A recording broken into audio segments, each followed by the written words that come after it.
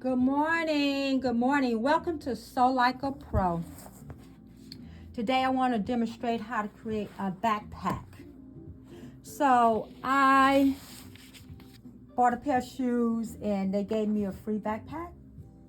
Poorly, cheaply made, didn't last long, so I decided to copy it and make my own. It was real simple. This is real simple and fun.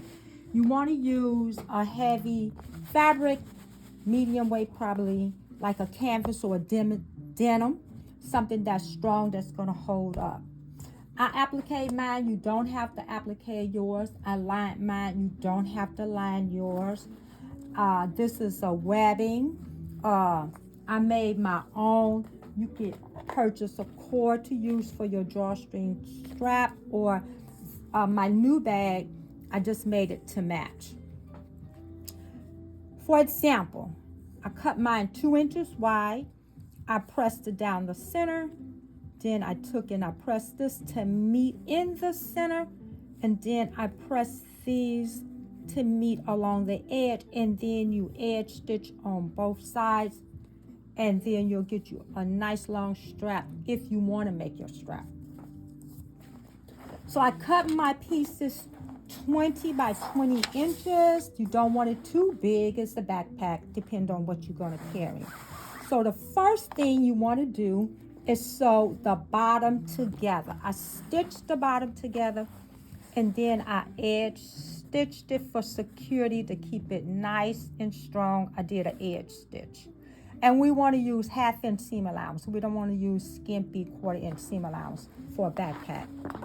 All right, then I took I notched from my top down 2 inches, from my bottom up 3 inches. So first I want to attach my strap on the side before I stitch my side seams together so it'll stay in place. So then I stitched my side seams together, and then I went and again I edge stitch for security. And if you do these edge stitches, you don't have to worry about pressing the bag either. So I left my 2 inches open. So you want to do the exact same thing for your lining. All right, so to get my corner, my box corner, I want to flip this out, right sides together, so I can find my box corner. I did mine from the bottom up 2 inches. So from my center, 2 inches. From my center back 2 inches. So I'm going to take my ruler. I can line up my 45-degree angle till it hit 2 inches.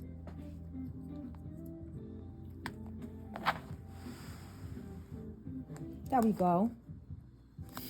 I'll line up my ruler at my 2 inches.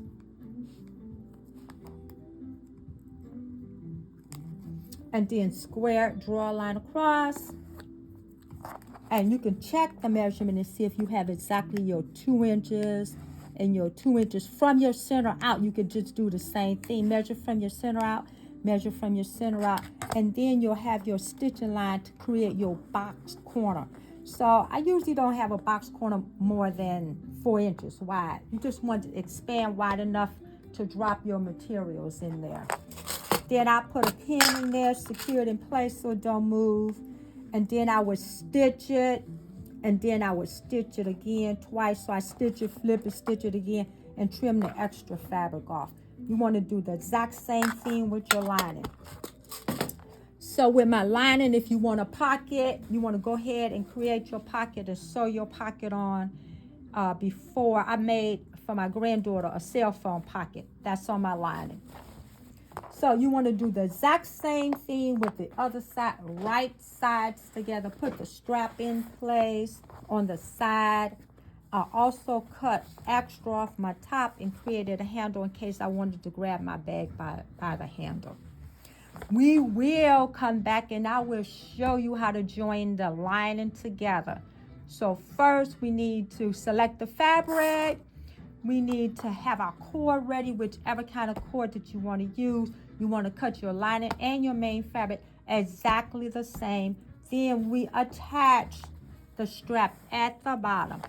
You want to attach your, if you want to handle, I measure from my center out 1.5, so it's 3 inches apart for a secure handle. If you want to applique, before you sew the two of them together.